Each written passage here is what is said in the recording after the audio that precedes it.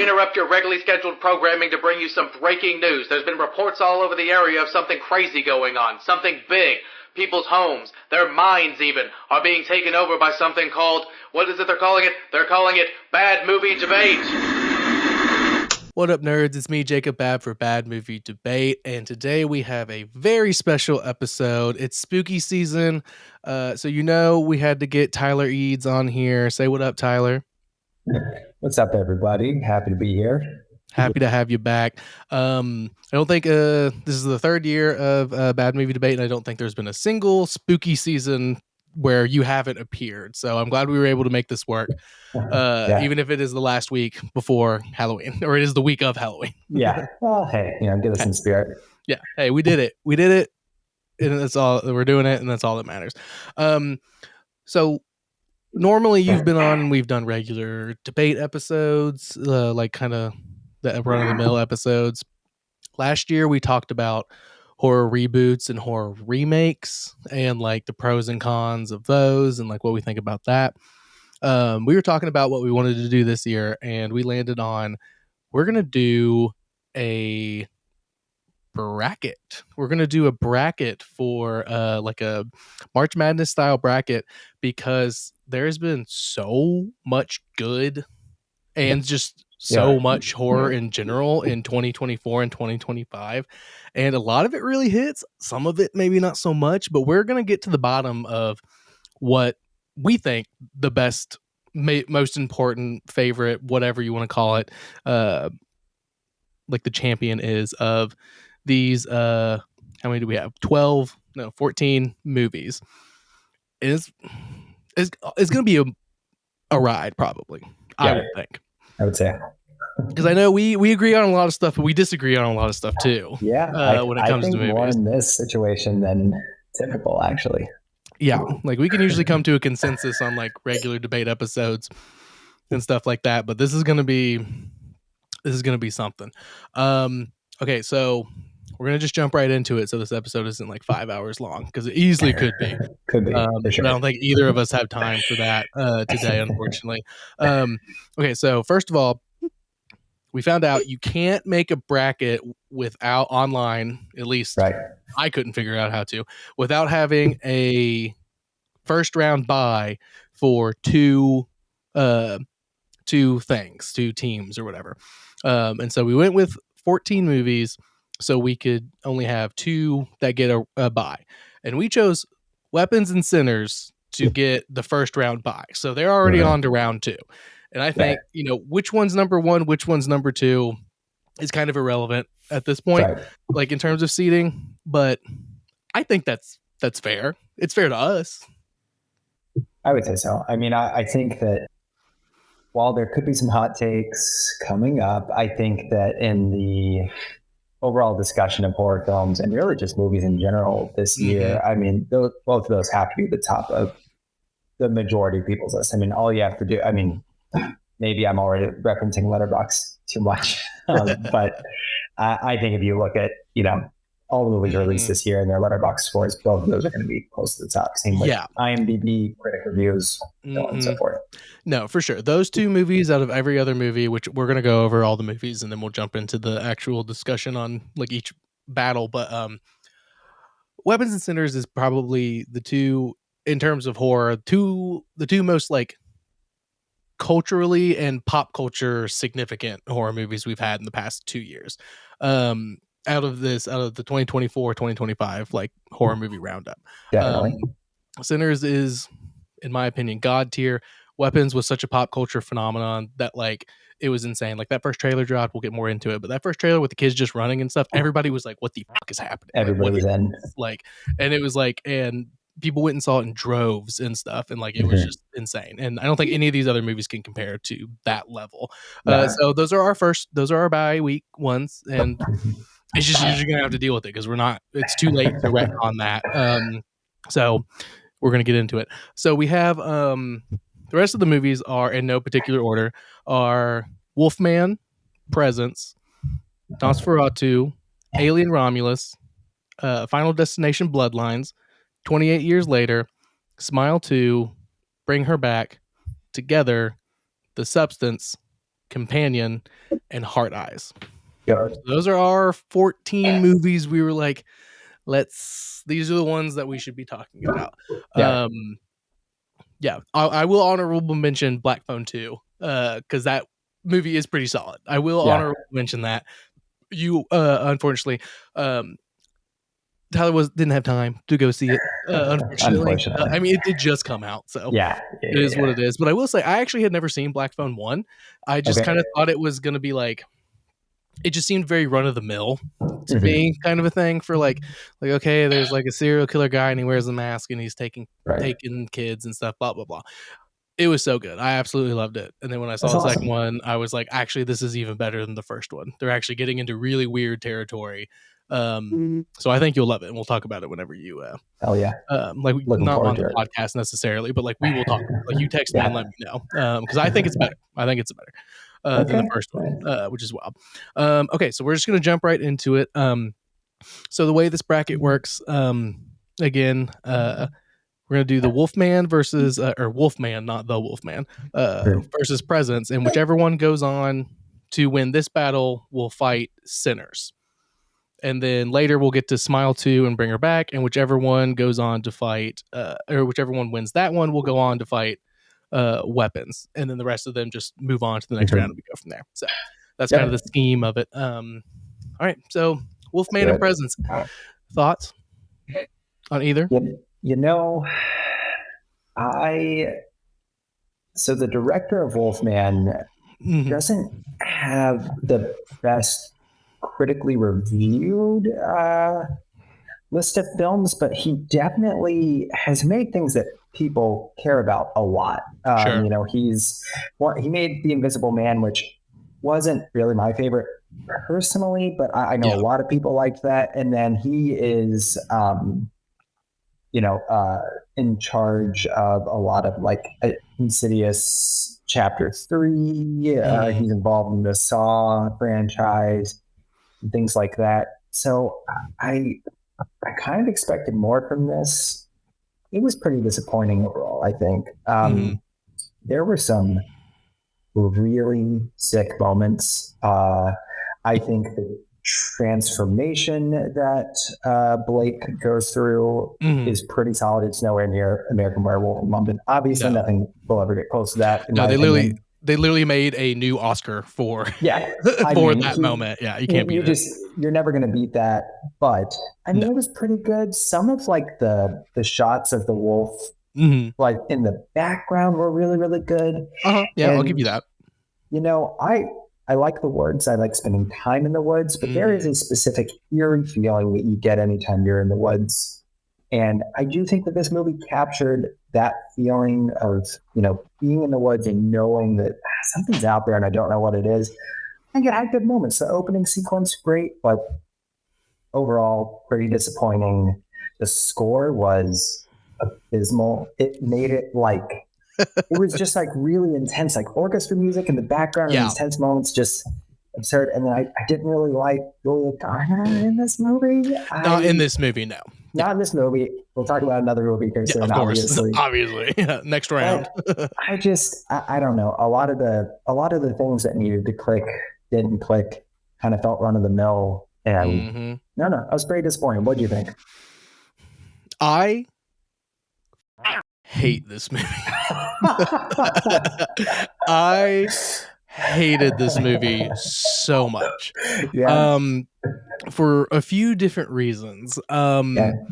First and foremost, I think Universal just needs to give up on, as much as I hate to say it, they just need to give up on rebooting the Universal classic movie monsters. Because they just don't work. Like, I mean, the Benicio del Toro Wolfman set like in the time period, like in just like pretty much a remake instead of like a relaunch or reboot, was solid. Like, it's fun and everything. And then, like, you know, obviously we're going to talk about a Dracula based movie here in a little bit. Like, love Dracula, been there, done that. We have the OG, we have Bram Stoker's, the Francis Ford Coppola, we don't need we're good. Like we're good on that. Excited for Guillermo del Toro's Frankenstein. I think that's going to be a masterpiece. Hate living in a small city, so I can't go see it in theaters, but I'm waiting with bated breath for it to drop on Netflix here next week, or in a couple weeks, whenever it is. But yeah, I just don't think they just don't work in the modern age as well as they did. And like the ones that we have from back in the day just are perfect. And this one, I don't know, I can't go on about it forever. I actually have a whole review episode about all the things, which probably be fresher opinions because I saw it that day and then did that one. So you can go back and listen to that, listeners out there. But so number one, it opens with this like text on screen stuff, and correct me if I'm wrong because it's been a minute since I've seen it. But it talks about a Native American legend, right? Yeah, that's true. And then that just never comes up again. Yeah, that's in the entire movie. Point. Which, on the one hand, I was like, oh no, there's going to be some like obvious like Native American like stereotypes in this movie, which they don't do, which is good, but they don't do it by teeing up a story like a thing and then never mentioning it. So like, okay, so now it's like, okay, so you didn't do a stereotype thing. That's great. But also this has nothing to do with anything. Why are these words here? So like the storytelling is already immediately off to a bad start.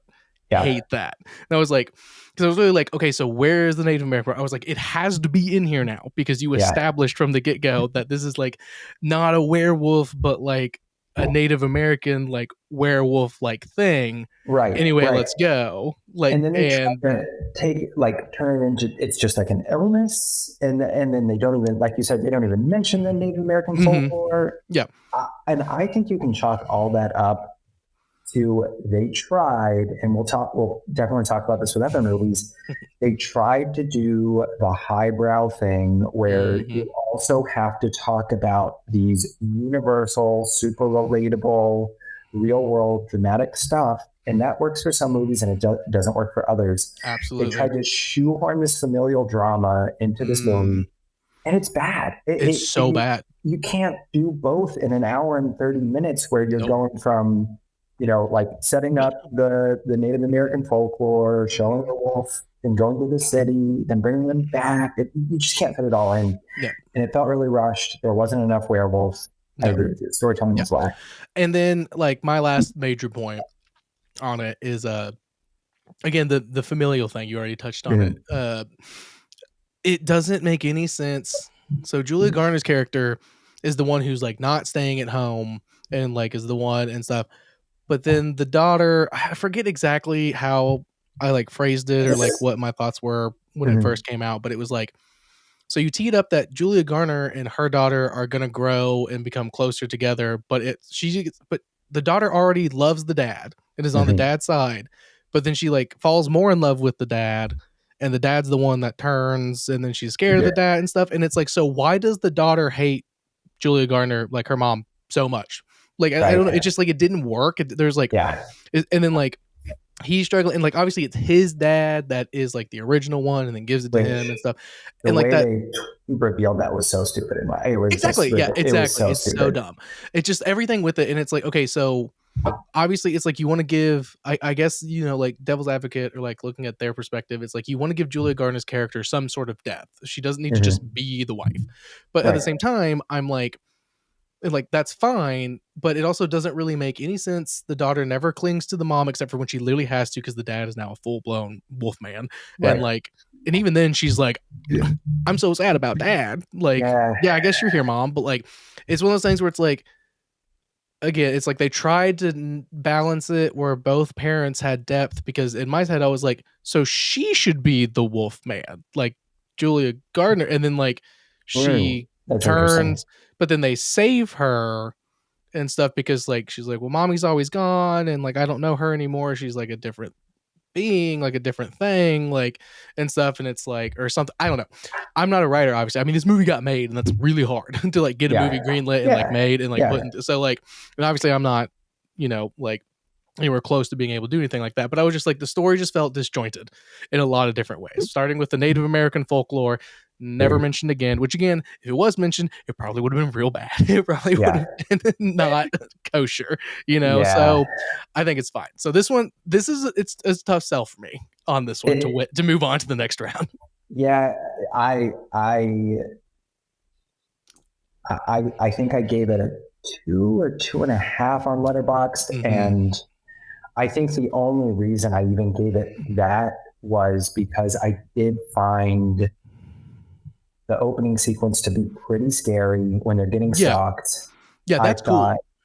I thought that there were a couple of scenes like where they get into the house and it's feeling claustrophobic, it's feeling haunted, and then they're being hunted, and then you can see the werewolf just barely in the background as it's walking by windows. Really scary when Blake is the full-blown werewolf and he breaks into the house and it shows them in the kitchen. And then it is like he sneaks down the stairs and you can see that with Julia Garner can't see that. So really good shots. And I do think the werewolf looked good, but it just, like you said, the storytelling outside of that was bad. I think had they gone, all right, we're just going to make a family trapped in a house trying to get away from a werewolf movie, I think this would have been actually pretty decent. And he just tried to do something extra, and I agree with you. I do not, even based on just its own merit, not even against presence, I think this for me might be the worst one in our list. This is probably the worst one on the list. Yeah, I would agree with that. I would agree with that for sure. It's unfortunate because I was pretty excited, but like I don't know. It just again, I think you nailed it. Like, okay, it's just the house. We start with the house, like babe, my dad's sick. Like, we got to come check on him. It's like, oh, he's not here. Like, and then they're being stalked, and then there's the reveal that it's his dad and stuff, and then like boom, sold. Hour 30, done. Like, don't need, some movies don't need that much depth, especially if it's going to be disjointed. And like they tried to add depth and narrative to a story that was that was like propped up on and probably conceived originally in certain moments and scenes. Like the atmosphere is really good. The scenes some scenes are really good. Some shots are really good. And it's like, okay, so we have these scenes and these moments for the Wolfman. Now we just got to, get from A to B to C to D to E, and then boom, we got a hit on our hands, babies. No, you don't. Those scenes are great. Everything in between to get to those scenes is kind of a waste of time. Agreed. So, and it's unfortunate. I think I'm looking at our list now. There's at least, in my opinion, 1 to maybe 2 other movies in this list that are exactly what you just said. Set pieces that they were like, dude, wouldn't it be really cool if we could put this to film? And yes, it is. Yeah. If you can't concoct a coherent story around it, make it a short. Yeah. Lights Out as a short is one of the scariest things I've ever seen. It's so good, dude. Lights I think about it all the time. A PG-13 movie at that, it's bad. Absolute garbage. That movie was such a disappointment. Yeah, no, 100%. Like, like just make a short film. It's like, but we have the budget and like the actors and stuff for like a feature. Okay, then write it. Then it can be in pre-production hell for a few years until you make it. For sure. But no, it's not about that. It's about making money, obviously, not making good shit. And hey, I went to the theaters and saw it. They got my fucking money. So good job, I guess. Yeah. Universal. All right, let's move on to Presents, because Presents is a little bit different of a conversation. Yeah. I would say. I agree. So I'll just come right out the bat.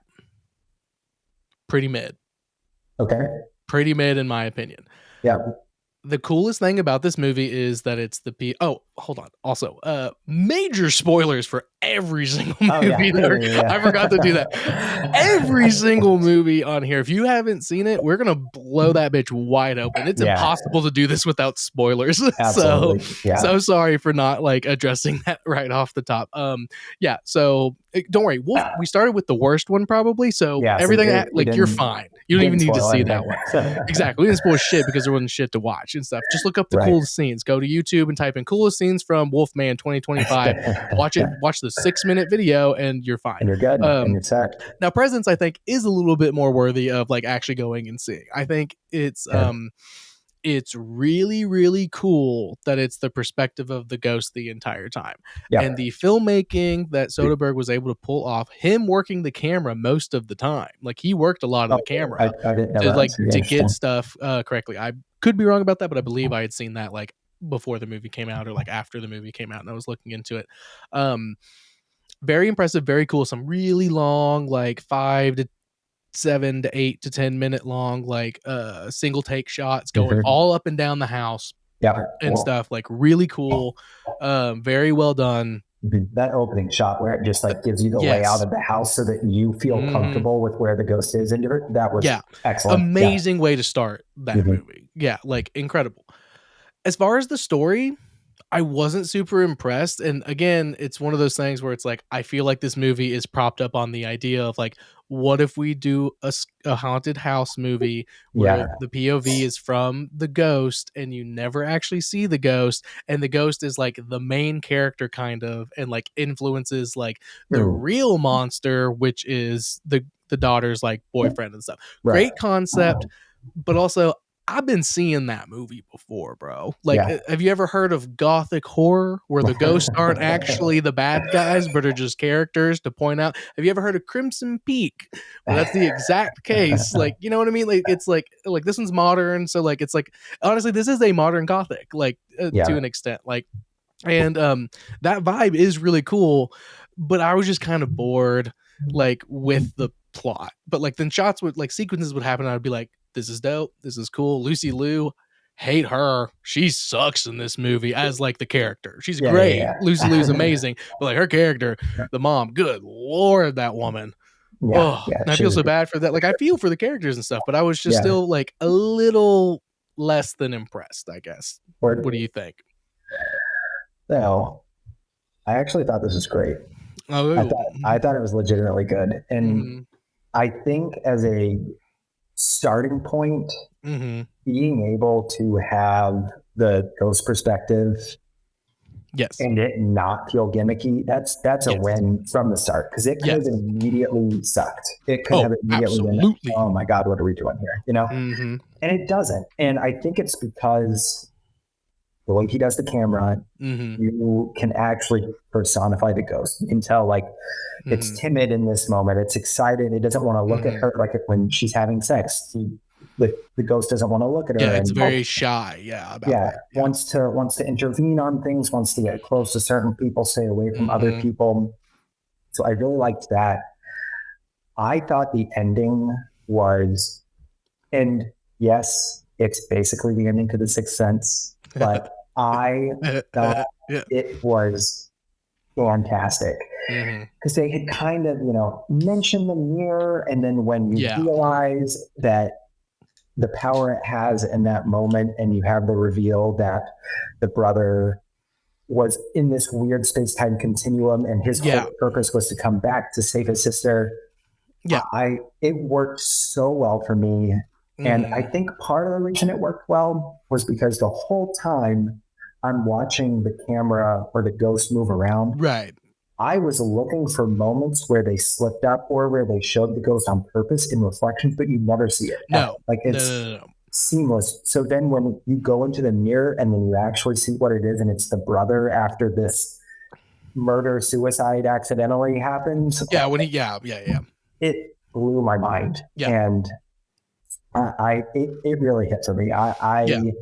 Now, I think to your point about it not, like the story is pretty sparse until the end. I do think it's not really rewatchable. I think you watch it, it works for you, or it doesn't. You're probably never gonna let's put on Presents tonight. That's there's no reason to sit there quietly and intensely watch this movie except for the one time, but I do think everybody absolutely should. I think it's I have a review episode for this one too, and I talk more about it, but I believe I say in that, and maybe I've changed my opinion more thinking about it. It's been months. But I do think this is an achievement of filmmaking. And I think there's nothing wrong with that. The story was just a little lackluster until the end. And by the end, I was like, oh, nice. Lucy Liu's character is finally understanding what's going on. Great. Okay, great. Again, very modern gothic, which is great. like that's awesome. Like, but I was just a little like, meh, like, you know, like it didn't hit me as hard. Fair enough. I think we can safely say though that Presence is obviously moving on to battle centers in the next round though. Absolutely. Because there's no way Wolfman is. We don't need to talk about that anymore. Agreed. Like, I we think can it move on. very competently moves forward. Yeah, So. and we're not going to do this one next, but Final Destination Bloodlines, I think that movie would move on over Wolfman in this first round as well. Absolutely. Because that movie, we'll get to it, is exactly what it's supposed to be, even if it's stupid as you know, and that's fine, but we'll get to it. Yeah. So next we have a big hitter, what I would say is probably my number 3 seed, if we were going to be super technical about it, Nosferatu.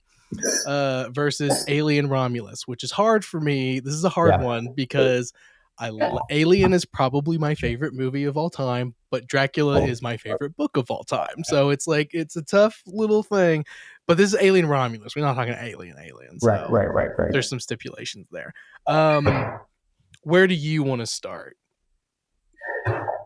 Can I give a quick, let's start talking with Alien Romulus. You go first, and then if you don't mind, I'll give my show on Alien Romulus and segue that into Nosferatu, because I have a pretty big point. You have some thoughts there. Got some thoughts loaded up. Yeah. So, much like Star Wars for me, oh, this is Alien universe. I don't give a f- I'm watching that. Yeah. I'm watching that and I'm gonna love it. And like, so a quick little like anecdote about it and stuff. I went and watched it and I was just like, this is awesome. This is sick as hell, bro.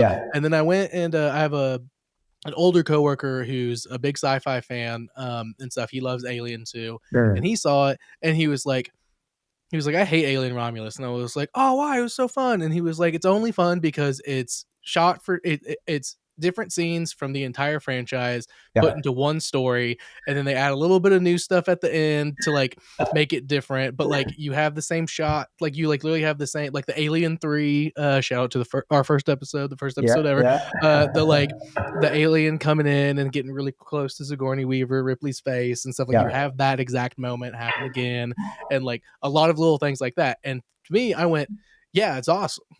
I was like, yeah, it's awesome, but the story, but it's different characters and there's a different point and there's a different thing going on. Like, this is amazing. And her quote unquote brother, Andy the android, oh my God, dude, that acting. Oh my God. So good. It was so good. His character switch when they, again, spoiler, when he gets Ash's chip put in him and he becomes Ash now. Yeah. Holy shit. If I had my eyes closed and I didn't know any better, I'm like, am I watching Alien? And I don't remember this dialogue because that is him. That is him.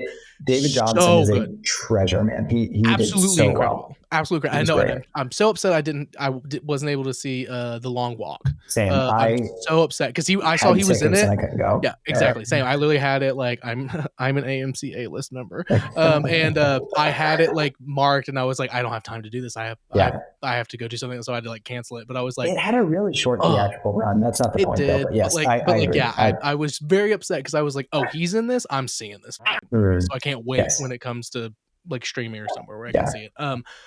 Other than that though, like besides all that, I thought narratively it was all worked. Like it really just, I really didn't have any like bad notes about it. Like obviously nothing will be as good as Alien Earth. The show is really fun, like too and stuff, but like nothing will beat Alien. Nothing will get even close, no matter what it is, no matter who's doing it. But to like kind of just like put in like a random like, and here's a new movie that's like right in between these movies, boom, and stuff, just like with just like a little bit of context of like what the world is. Like you could watch this movie and it'd be your first one and then go expand the rest and you'd probably be like, have a good time doing it. I think you would enjoy this movie more if you were aware of the alien mythology without actually knowing the references. So kind of going off of what your coworker was saying, I disagree that it's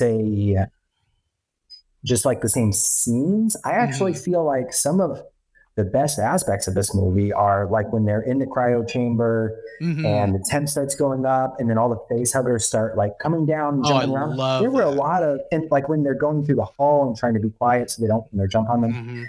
There were a lot of really original scenes. Yes. But there were too many, I wouldn't even call them Easter eggs, just overt homage. Yes. With Alien 3, the get away from her, you bitch. I don't like your chances. I prefer the artificial human. People who have never seen any Alien movie and are watching this aren't going to get it. And then people who love the Alien franchise and are watching this for the first time are either going to be like, interesting, and it's going to take them out of the movie, or they're going to hate it. I have no idea why. I legitimately think that this is a like 8 out of 10 movie without those references. With those references, it just, like, from a critical standpoint, it just takes me out of the movie in a way that it kind of ruins it for me. Because like I had the same experience. I saw it in theaters, in like one of the Dolby like big theaters. And the whole time I was like, man, I'm having a good time. And I still feel like I watched half of it this morning just to refresh, and I was like, man, I really enjoy this movie. But it's hard to turn a blind eye when you're just like spoon feed all these just overt references. No, for sure. In my opinion. For sure. No, there's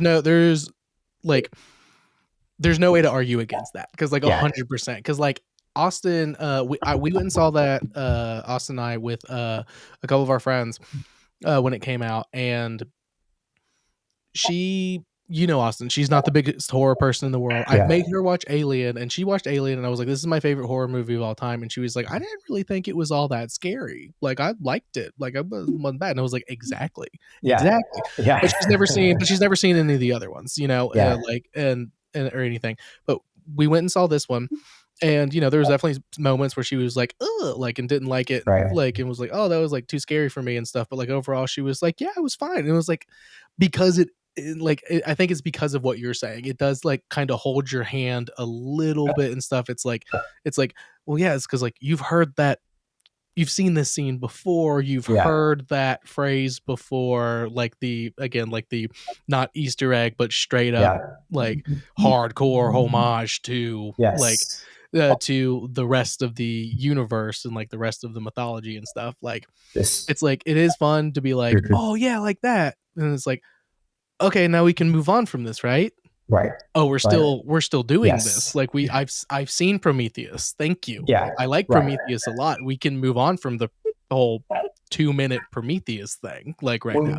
No, I'm with you. I'm with you on that. We need it to stand alone, and it doesn't. But overall, I mean, I do think that the cast is very good. The set design is phenomenal. It looks phenomenal. So good. I actually think this spaceship and space looks better than most of the most recent Disney Star Wars things. Like it looks, I would agree with that. It looks so good, but I it's a little bit ruined by that. And if you're good, can I segue into Nosferatu? I don't think there's anything else to say about Alien Romulus and stuff. It's good, but could have been better. So Alien Romulus is a good outer shell with good bones that is a little too entrenched in its own references. I do not like Nosferatu. Why? Oh my God. I think that a very similar thing is happening with Nosferatu, but not in reference to the book that it's going off of, in reference to Eggers' own films. Okay, yeah. He's becoming Wes Anderson of this gothic horror, and not in a good way. Like I think The Witch is a perfect movie. I think it's one of the most tense, horrific films. And a lot of people will say, well, nothing happens. No, everything happens. Did you watch? Yeah. I mean, are you joking? Everything happens in those quiet moments, and the ending is so satisfying. Yes. No, it's his best movie, like hands down. Like it's so good. And I think The Lighthouse is fantastic. It gets a little more abstract and a little weird, but I think that the characters are great. The setting is great. I thought The Northman was pretty disappointing. And then I think when you get to this movie, it has a perfect aesthetic. I think Skarsgård is great. I think the costume design is perfect. But until the ending, I think that's all it's got for me. I didn't think it had any actual tension. Wow. I didn't find any of it scary. And this, I think, is something that Eggers is kind of bad about. Scary imagery only works if it's earned. And like, there's plenty of scary imagery in this movie. There's plenty of like, oh shit, that's crazy that I just saw that. But unless you're building up to something that works for me, I don't think it amounts to much. And then my final take, which I think is actually a bad take, all right, based on everything everyone else has ever said, the X performance does not work for me at all. I think it's goofy as hell. And I was listening to a very popular podcast about this film earlier today to prepare, just to like kind of flesh it, because it's been a few months since I've seen this, and they all said the exact opposite. They were like, "This is an all-time performance. It's phenomenal," and I just don't see it. So, how I feel about it? How do you feel about it? So obviously, I already said I absolutely love this movie. I love this movie.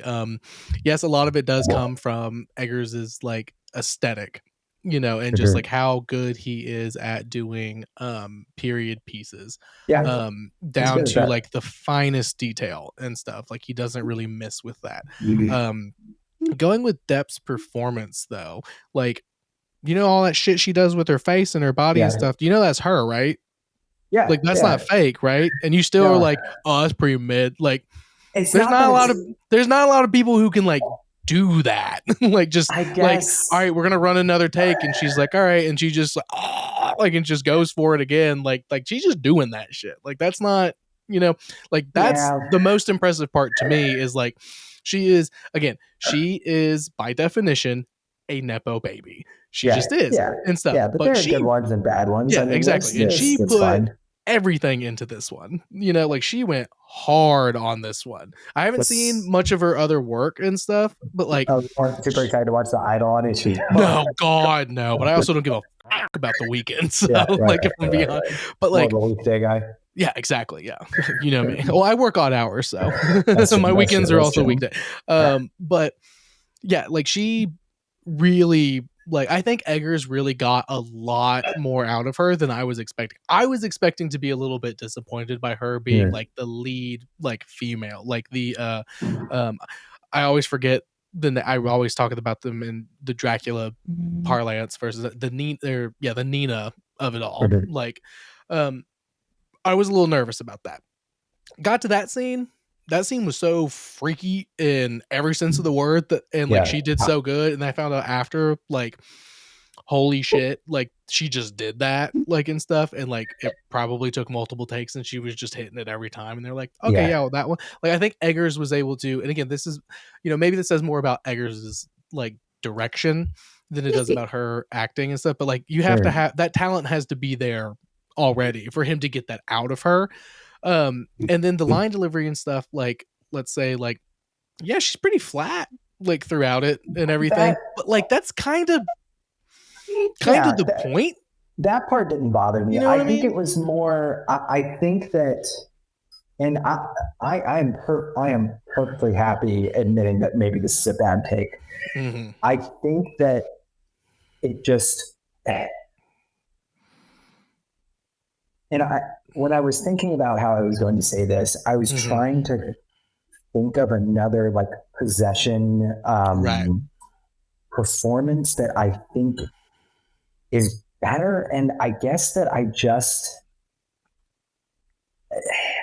don't have a lot to call upon, so maybe this just isn't my type of movie because it felt like that performance, even though sure it was impressive that she was able to do that, it feels a little like Leo in The Revenant. It's like just because he actually climbed into a freaking moose doesn't mean that he deserves the Oscar. Like just because you're doing more doesn't necessarily mean Sure. that it's effective. And it was just a whole lot. But also, like, if you're being, possessed by a vampiric demon from across the world, like, what would it look like? And I don't know. Yeah, exactly. But probably that, Especially, So, like, especially when you add like again, this movie, freaky deaky, wink, wink, wink. Like, this movie, freaky deaky. Like, so there's some stuff in here that's like pretty freaky deaky, like, and stuff like in that regard, and like it all works. Like, I was so frustrated because like my dad and I went to see this movie on Christmas because I was like, hey family, I don't give a shit what's going on Christmas. I'm going to see this movie because this is when it comes out. And my dad was like, oh, I love the OG Nosferatu, like all the old Dracula and stuff. Like,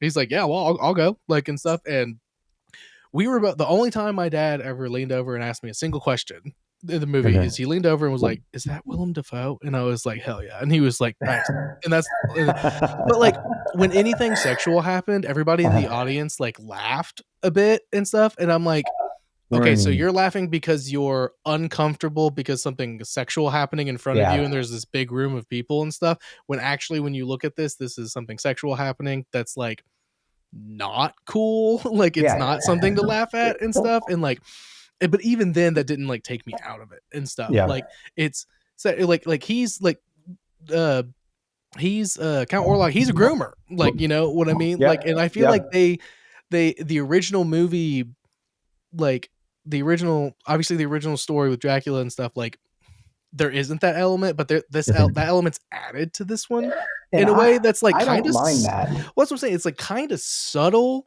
and stuff, but like it works because like he been like, what up, girl? Like for way early on and stuff, and like obviously like that's not great, but like it adds an extra layer, and it's like so she's like to like I think that is seen in her performance, I guess is what I'm trying to like get to is like there's something in the back of her mind, like a past trauma that is always in the back of her mind, and that's why she's a little off to like everyone else. And I feel like that really comes out in her performance, and then everybody else's performance is insane. Nick Holt, oh my god, that scene, and then the cinematography of when he gets dropped off in the middle of nowhere and stuff, and like just absolutely gorgeous. And then the scene when he's like at the dinner table and stuff, just the way they edit it, like where he goes, he like sits down and then like Orlok is like slowly walking, but then it like pans over really quick and he's just already at the end of the long table sitting down. Like he's been sitting there for like ages and stuff. It's like, okay, like it's one of those like Kubrick, like The Shining kind of things where you're like, wait, like how did he get there that fast? Like you're subconsciously like, he shouldn't be able to move that fast. Like I feel like there's a lot of those elements, like these like underlying elements to the movie for like when it is kind of slow and stuff like throughout. And like, and again, like this isn't Final Destination, you know, where it's like boom, boom, boom, boom, boom. This is like a subtle thing. And like the novel is a very subtle, slow, and it's like you read it and stuff and you're like, oh God. And you're just like you're not like, as you're flipping the pages, you're just like, oh God, like, ooh. And I feel like this movie nails that. And in this one they had the boat, they had the whole boat scene thing, which isn't in the original Nosferatu movie, but it's obviously a part of the book and stuff. And I love the boat scene. Side note, the last voyage of the Demeter, don't waste your time on that movie. Don't waste your time on that movie. Spoiler alert, I'm just gonna blow that one out of the water real quick because it made me so mad. I was all in. I was like, this is pretty sick. But then a guy survives. Which is does not make any sense. Like it doesn't make any. And he's like, I'm gonna go hunt down this guy. Nope, because who the fuck are you? You are not in the book. Like you are somebody who comes up and is like, I'm gonna join the team with Van Helsing and Nina and all of them. Like, no, who are you? Like you should have died. Like anyway, that movie made me so mad because I was like, oh, I've always wanted to see like how this happens, because in the book it's literally a newspaper article that's like, and then like the captain's log of like people are going missing, and it's like, oh, a ghost ship showed up into port today, like nothing on board, but they unloaded all the boxes, and like Dracula's in there and stuff. I'm like, it's awesome and stuff. And so they did that in this. They gave us a little bit of that, and like that was cool. And just like I am a fan. I love Dracula so much, like and stuff. So I'm less informed, and I think that I'm more than willing to admit we all have our interests. We all have stuff that we gravitate towards. It's not that I don't gravitate towards, I just haven't taken part in it. So I am I'm willing to admit that this is not necessarily my wheelhouse. I thought it was very well made. Yeah. It just didn't hit for me. Maybe it's because of that. And also back to Billy Rose Depp's performance. I couldn't really, other than Linda Blair's performance in The Exorcist, which is just a different tier, I think, just a different thing. You know, there's also a lot of effects that play into that where there are not nearly as many effects that go into hers. Yeah. In this film, she's doing it all on her own. I'm just not super informed on it. Like, I've never seen the movie Possession. I can't remember what it looks like in The Conjuring or anything like that. So I think that her performance might be equivalent to if I showed my parents Death Heaven. Yeah. They would be like, what is this shit? Turn on the Eagles. Funny. What are you doing? Yeah. Get out of my home. And I think they're missing out because they don't like Death Heaven, but that's okay. Right. You know, and it might be that. So that's very funny. I think we'll talk about Nosferatu a lot in the next one. Yeah. I don't know how you're feeling. I do know how you're feeling. I think if Alien Romulus ditched the, I looked it up right before we got on how many quote unquote Easter eggs there are. There's literally a list of like 45. That's too many. I think if it Get Away From Her, You Bitch was the most egregious nonsense. It took me, and he almost says it with like a smirk. You're like, it's too much. Dude. He knows what he's doing. Yeah, he knows what he's doing. Yeah. I actually think without that, I think that would, I think that Romulus would be like a half point below Alien and Aliens. I actually think that. Like, I think it was incredibly well made. It was a lot of fun. But with everything that comes into it, I think it's pretty poor. So I'm totally happy with Nosferatu being out of Romulus. Yeah, I think part of it too is, for me, is Alien Romulus is a part of such a big and detailed and storied mythology, and it's propped up on the references, and there's way too many Easter eggs and stuff like that to like if you took all those out, it would still be a good movie and stuff. But like, Nosferatu is referencing a book and a movie, and it's one of those things like Eggers has been writing and working on this movie since he was 15 years old. I remember him saying, this is the movie he always wanted to make. He made The Witch and The Lighthouse and The Northman so he could make this movie. Yeah. And I personally, again, I'm not a filmmaker, but as someone who just loves movies and stuff, obviously, I can feel it and see it from the set dressing to the acting to the editing to the tone and stuff. Yes, I will say, because there was an article I saw, because he's doing some like werewolf movie next, which is going to be amazing, I'm sure, I hope. In like an interview, he did say something along the lines of like, oh, would you ever do a movie? I'm paraphrasing, but it was like, oh, a movie like where there's like cell phones and stuff. And he more or less went, ew. like, so he is kind of becoming the goth Wes Anderson. Like, he's like, I only do these kind of like stylized movies. And I get you that, but hey, I don't want anybody else doing it. And I get that. And I think I think that'll be a conversation for the next tier, because I think we should pin that, because it's such an interesting conversation, because it's like, a good example is The Strokes. Like, it kind of made like their music all sounds very similar, but I think you could argue is that style and cohesion or a lack of ideas. And I think that the same conversation applies to Eggers. So I think it will. No, and I think that's a good way to do it, is like lack of ideas or like sticking with like a style. Like, I think that's a fair debate for sure. Yeah. All right. So Nosferatu takes that one on Alien Romulus, which that is tough for me to say, I will say, but I don't think Romulus is a bad movie. I think it was just aspects were disappointing. Yeah, exactly. If this was the first Alien movie that had ever been made and it just came out and stuff, I would be like, we might need to talk about this longer, like kind of thing. But like, because of all the context and stuff. Okay, so now we have one that I don't think will take very long. I don't think this will take very long at all. So we have Final Destination Bloodlines and 28 Years Later. Yeah. So I'm gonna go ahead and say I was screaming at my TV Saturday night at what was happening in Final Destination Bloodlines. I'm so happy I did not see this movie in theaters. Really? Yes, because I was so mad at the house. Okay. I was trying to explain it to Austin last night, right?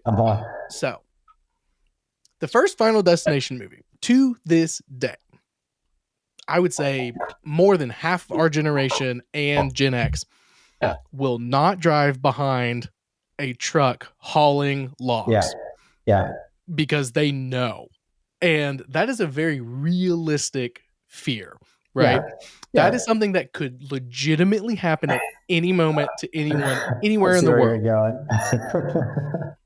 Now, in Bloodlines, I'm thinking of two, because one is just like, okay, this is supposed to be funny right now. And when I turned it on, I was like, oh, this is a comedy, actually. They know what they're doing. Once I kind of like switched my brain into that mode after one scene, I was like, okay, maybe a little bit. I'm not going to reference that one because I think it's the one in the hospital when the when they try to give the MRI machine. Yeah, you know exactly what I'm talking about. I'm not going to spoil that because you have to see it to believe it, because they genuinely did this and it's very funny. And then I was like, you know what? I'm just going to have fun with this one. And I was like, all right, I'm enjoying a little bit better. The scene that made me mad was when the sister, or Julia, I think is her name, her death with the trash compactor. Dude. Oh my god! Like, what kind of Rube Goldberg machine fuckery? Like, and it's like so stupid though. Oh, like the guy who's cutting the tree, and then like the tree falls in the way of the guy leaf blowing. Where they're doing this and leaf blowing right next to two kids who are playing soccer right next to these people, and so he kicks the soccer ball in the wrong way. It hits her in the head, and she falls into an open trash can on the sidewalk. Why is it open? It doesn't need to be open for the trash can to come for the trash truck to come get it. She falls in. She can't get enough momentum to knock it over. Do you know how easy it would be to be stuck inside of a trash can and swing your legs back and forth and knock it over? I'll try it. I'll try it. It can't be that hard. We need to film. We can run an experiment. It's not that hard. I cannot believe it's that hard. And then it just picks her up and stuff. And then my man, I don't what city this takes. I'm gonna guess Seattle area because it's not the spot. It's the sky needle instead of the space needle. Somebody needs to talk to their public works people, because why is homie listening to noise canceling headphones while he's driving a trash truck where something like this could inevitably happen? And so I was so mad at that death, and I was like, and now I'm officially pissed like about how far we've digressed from like creative deaths that like, again, they all Rube Goldberg machined themselves into existence. Like, that's fair. That's what the whole thing is kind of based off of. Like, we've always started there. But like, a log coming off of a logging truck in front of you on the highway is so much more likely, and there's nothing you can do about it. You can get out of this trash can. Even if it was as simple as that man not wearing noise canceling product placement headphones while driving a dangerous vehicle, this is avoidable and stuff. So that's all I have to say about that movie. I did enjoy it though. It was fun. There was some scenes and stuff where I was like, nice. And Tony Todd, never mad to see Tony. Mad to see Tony Todd. That speech legitimately felt like him saying goodbye to the world before actually dying. It was excellent. And I will never be mad at this movie for that. I thank this movie for that, because that was the most locked in I was. And I shouts out. Candyman, oof. Yeah. Oof. Like, God, so good, he's perfect. He's amazing. R.I.P. But other than that, so I'm gonna disagree with you here. Okay, you're like, yeah, this one on the list, and I was like, cool, that's an easy next in my mind. I'm gonna be honest with you. Looking right now, I think this movie is maybe number 7 for me. Holy shit. That's crazy. It's better than Wolfman. It's better than Wolfman. I loved this movie. I did see it in theaters at like 1:00 in the afternoon on like a Tuesday. It's the best time to see it. There were like 5 teenagers behind me, and usually I would be like, shut the hell up. But their responses to those things, one of the girls had obviously been dragged there and did not like gore. And she left like 2 or 3 times. I think the lawnmower, I think the spike to the eye, and I think the trash compactor, all of those made her like walk out. And the gore wasn't like Terrifier in a violent nature bad, but it was pretty gross, you know. And I wouldn't say it was any worse than any of the other movies in the franchise. No, but so before I saw this movie, this is when I was out for my hip surgery, so I had a lot of time on my hands. You're going, So I watched 1, 2, and 3 all within like 48 hours before seeing this one, and the third, I think Final Destination 3 just sucks in general. I think it's actually like really, really bad. There's a couple of scenes that are pretty strong. Oh, it has a special place in my heart though, just because for some reason they would just put it on TV all the time. Yeah. Without and cut out the gore as much as possible while still getting the point across. So I've seen that one the most. And I'm just like, and Mary Elizabeth Winstead is amazing. Yeah. So. Well, and I mean, the roller coaster in theory is iconic. It's a great way to start. Yes. Because I mean, when I was a kid, because actually now I'm like 2006. So I mean, I would have been in elementary school, and I just remember seeing the trailer for it. And I was afraid to go on roller coasters just from the trailer. So I think that it was good in theory, but the rest of the movie sucks. Fair. I think 1 and 2 have incredible opening scenes. In 1, it's the plane crashing, and 2, it's the logging scene. They're really, really good. But then the rest of the movie just feels like a half-assed 1,000 Ways to Die episode. Like they're never, they're never like honestly, outside of the first one, the rest of the kills are like slipping in the bathroom and the shower curtain wrapping around your neck, and it's like so I feel like but it also demands to be taken seriously a lot of times. This movie did not.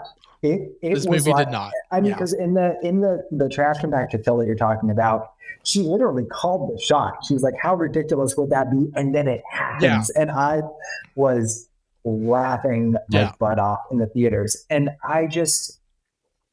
I think that this movie 100% has a ceiling. You cannot pretend that this is a good movie by any means. But I had so much fun watching it. I think for what it was trying to deliver, it was perfect. Yeah. But that perfection can only get you so far. That's fair. So I loved it. And I think there are several movies on this that tried something way more ambitious. And should it be considered a better movie because of its ambition versus Final Destination Bloodlines? Sure. Yeah. But which one of like Presence is infinitely better than this from a Soderbergh camera and David Koch's screenplay. But I would watch Final Destination Bloodlines a million times before I watch Presence again. Yeah. No, for sure. I think that it has something to say. I actually think this is by far I haven't seen 4 and 5, but out of the first three, I think this is by far the best Final Destination. I really do. Yeah, I do really like the Bloodlines thing where it's like, none of us should be here, so now it's coming for all of us, even though none of us have been in this. Like that was fun. That's a fun angle. They mixed it up. They mixed it up. Yeah, and it also seemed to also call itself out on how convoluted the rules are. Yeah. Which I really appreciated, because sometimes there's actually a movie that we're about to talk about that I think has some pretty convoluted rules. It gets away with it, but this movie does not want to be taken seriously on its rules. It calls itself out. It still follows through, and it's a good time. So, but that's fair. That's fair. What it's up against. Now, what it's up against, though, that's the hard part. That's the hard part. So 28 years later. Yeah. How do you feel about 28 years later? I really enjoyed it. I thought it was... The most important thing is they came out and said, 28 weeks later, forget that shit. Just forget about that garbage. And that, as soon as they said that, and it was the original dudes again, Danny Boyle and Garland. That's it. I always forget. I know Danny Boyle. I always forget Garland. They're like, no, we're coming back and we're doing this for real. This is the actual true direct sequel to 28 Days Later. I was like, let's go.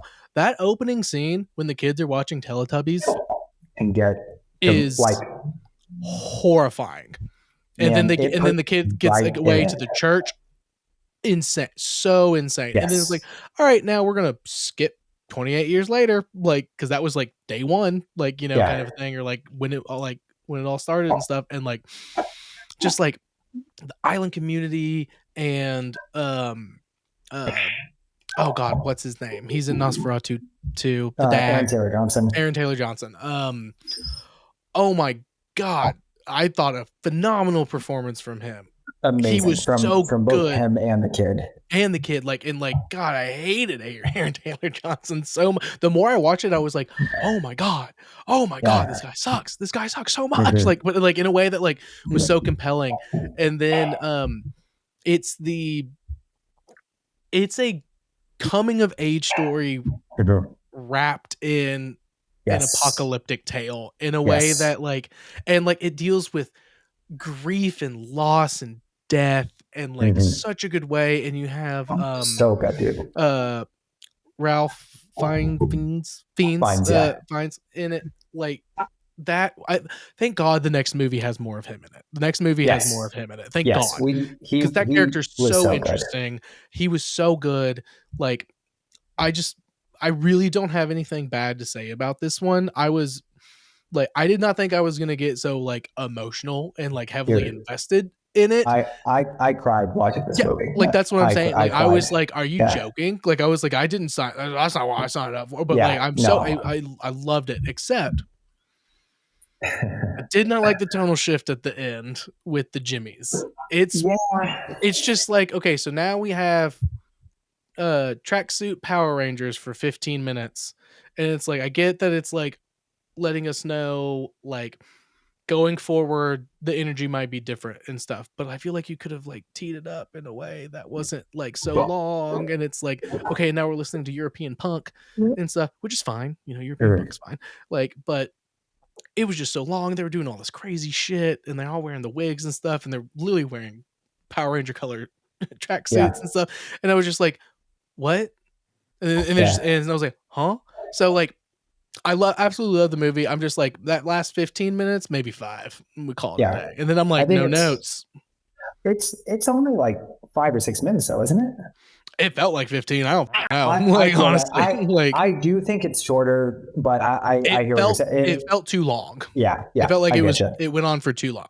There was at least one entire punk song during that scene. Like we went from beginning to end, like kind of a thing. But everything else, like, and again, that's like a very nitpicky, like, I was like, oh, the tonal shift, like, and stuff, like, that doesn't throw the whole movie out, you know, like, by any means. That movie I was shocked how emotionally invested I got from top to bottom, like, and stuff, and like, just like how how backward, or like how the community that like he is like stuck in on this island and stuff, how you like slowly but surely kind of learn like, well, maybe they're doing things wrong. Maybe there's others, and he like is like, I can do my own thing, and like my dad sucks. I lost my mom, like in this horrible way, in just a normal horrible way, because she was sick. Nothing to do with these rage infested people. Like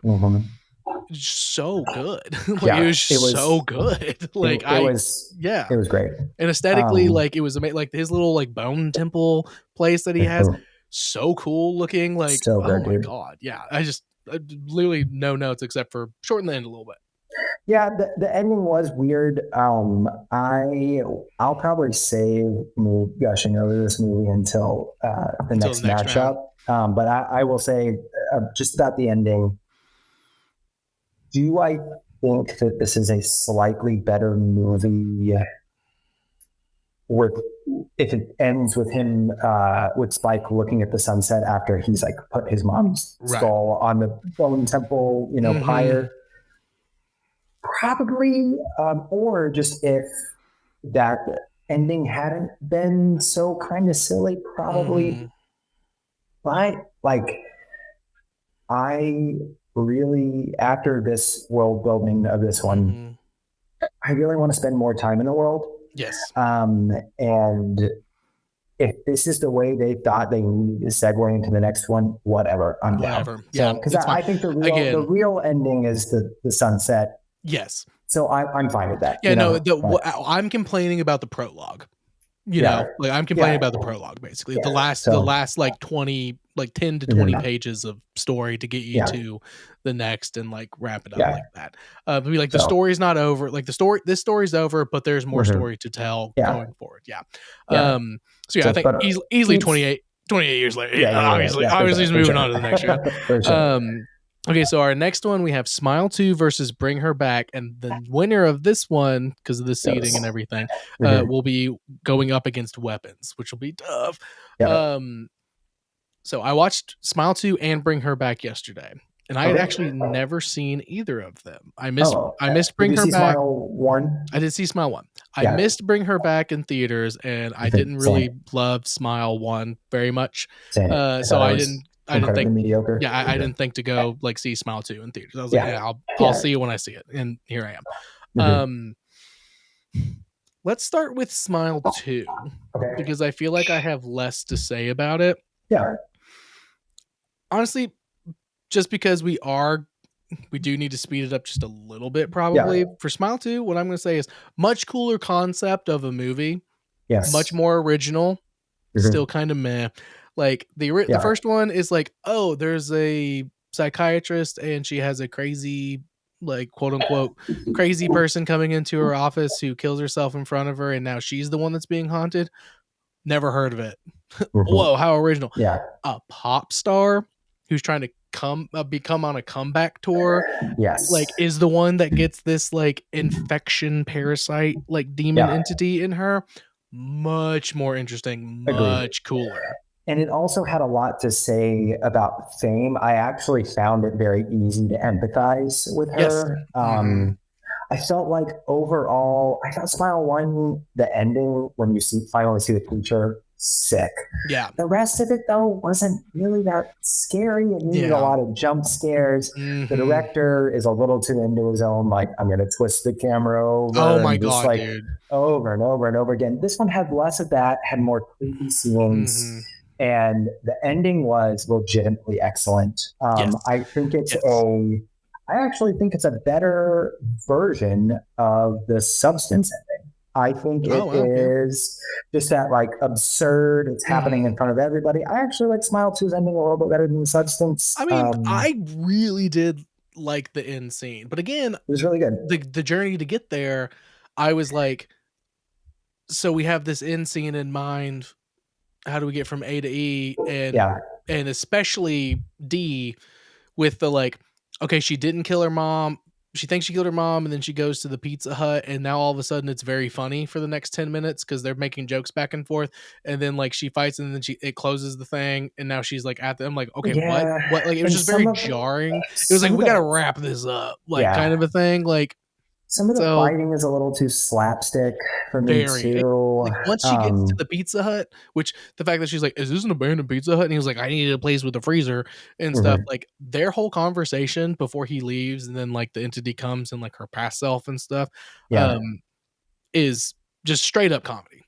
Yeah, there's no tension in that conversation, even though about what they're gonna do. Like he's like, "I'm gonna kill you and then bring you back." There's no tension in that. It's all straight. They're throwing jokes back and forth. Yeah. And I was like, what am I watching? Yeah. And then you get to the amazing concert scene like at the end, and I'm like, okay, this is rad as hell. Like that's awesome. I think I agree with you overall. Net plus for me. Like I think it's decent enough that it's worth a watch. I don't think I would enjoy it a second time around though. No, it's definitely better, and I think it's definitely better than the first one.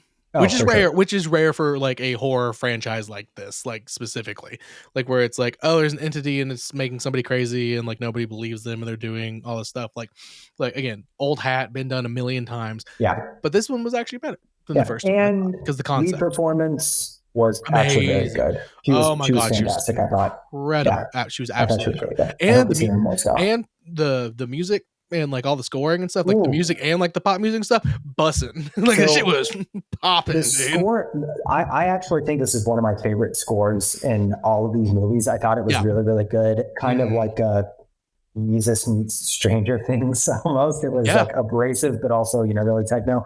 Yeah. Thought it was good, but I personally don't think it'd be okay for me to segue. I Go for don't think it hits nearly enough Mm. to bring her back for me.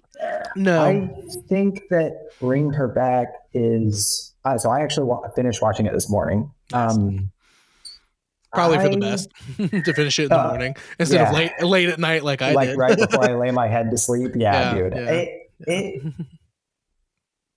I think it was. I thought it was excellent. I thought the themes that it covered were really good.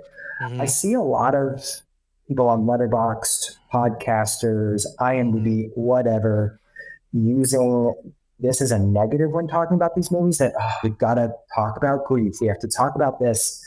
And I think that conceptual horror is not a new thing. No. Halloween talks about suburban terror with, the safest thing in the world, a babysitter getting stalked. Loss of innocence and stuff. Like, Friday the 13th, sexual puritanism, trying to stay away from that and the punishment.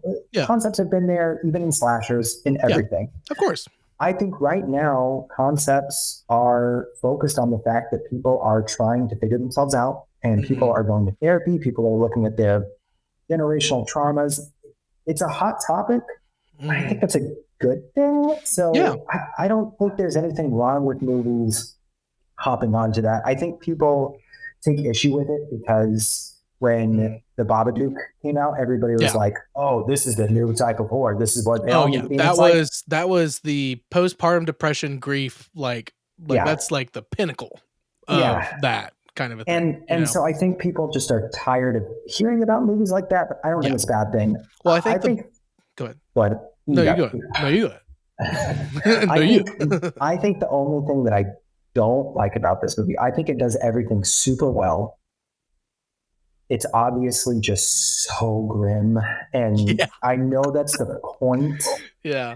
But just like Viggo Mortensen's The Road, Cormac McCarthy, his writing is always super bleak. Yeah, might as well be a horror.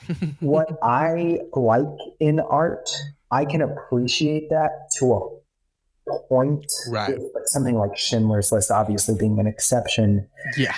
There's a place where I'm like, I can only give this so much praise when it makes me feel so bad. And that's maybe not a reasonable criticism, but that's how I feel. And then the biggest other thing, it starts to heat up when she runs over the caseworker with her car. That shit was wild. I was like, Wendy. I felt so bad for Wendy because she's in there and she's like, no, you're good, girl. And then she's like, you're bleeding. And then she just switches on her and she's like, let go of me, bitch. Oh my God. Yeah. It started to heat up, man. That was the moment when I started to really like the movie. I was honestly kind of meh on the entire movie. And then when that happened, I was like, okay, here we go. Yeah. And the ending is incredible. I will say, going back to the grief thing, I think your perspective on why are there so many grief-based horror movies and stuff is completely valid and probably the best explanation I've heard for why there's so many. Nice. Genuinely, because I hadn't thought about it in that perspective, but I think you nailed it. My thing is as a narrative, I'm kind of getting sick. I'm not livid about it when it's oh, it's another horror movie about grief. It's more so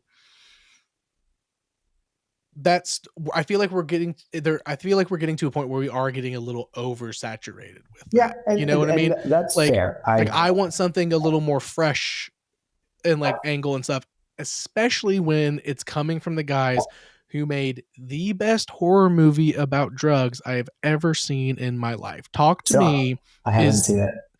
Talk to Me is about drugs. That's what the movie is about. Right. And it is the best horror movie about drugs without talking about drugs That's awesome. ever.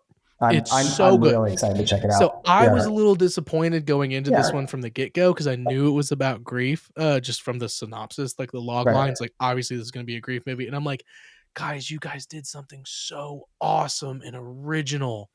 Yeah. And it was so good. And now you're jumping on the grief bandwagon. That was I was hoping their next movie was going to be like, okay, and now we're making horror movies about this, you know, like kind of a thing, or like another like different perspective on like a drug horror, like something that just wasn't grief. That being said, the movie itself is incredible. The story is super weird. All the acting, top to bottom, is amazing. The sister, I didn't know that the sister being like partially sighted and stuff is such a great detail that's so important to the narrative. That was so good and like acted and like played out so well. And then